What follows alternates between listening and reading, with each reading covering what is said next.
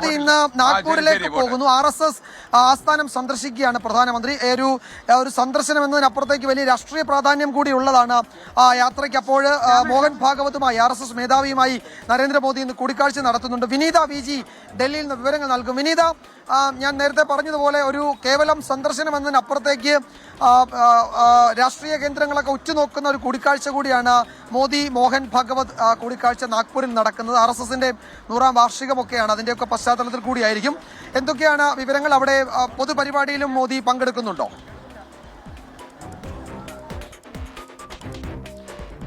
തീർച്ചയായും വിജയകുമാർ സൂചിപ്പിച്ചതുപോലെ തന്നെ രാഷ്ട്രീയമായി കൂടി ഈ കൂടിക്കാഴ്ചയ്ക്ക് വലിയ പ്രാധാന്യമുണ്ട്. കാരണം ലോക്സഭാ തെരഞ്ഞെടുപ്പിന് മുൻപൊക്കെയായി BJPയും RSSും തമ്മിൽ നിലനിന്നിരുന്ന ചില അസ്വാരസ്യങ്ങളുണ്ട്.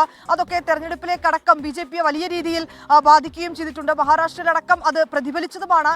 ഈ സാഹചര്യത്തിൽ കൂടിയാണ് ഈ കൂടിക്കാഴ്ച എന്നുള്ളത് തന്നെയാണ്. അതുകൊണ്ട് തന്നെ നിലവിലെ ഈ അസ്വാരസ്യങ്ങളൊക്കെ മാറ്റി നിർത്തിക്കൊണ്ട് ഒന്നിച്ച് മുന്നോട്ട് പോകുന്നതിനും അത്തരത്തിലേക്കുള്ള പ്രശ്നങ്ങൾ പരിഹരിക്കുന്നതിനും ഒക്കെയായി ഈ കൂടിക്കാഴ്ച ഉപകരിക്കപ്പെടുമെന്ന് തന്നെയാണ് നമുക്ക് മനസ്സിലാക്കാൻ കഴിയുന്നത്. ഒപ്പം തന്നെ പ്രധാനമന്ത്രി ആയതിനു ശേഷമുള്ള നരേന്ദ്രമോദിയുടെ ആദ്യ സന്ദർശനം കൂടിയാണ്.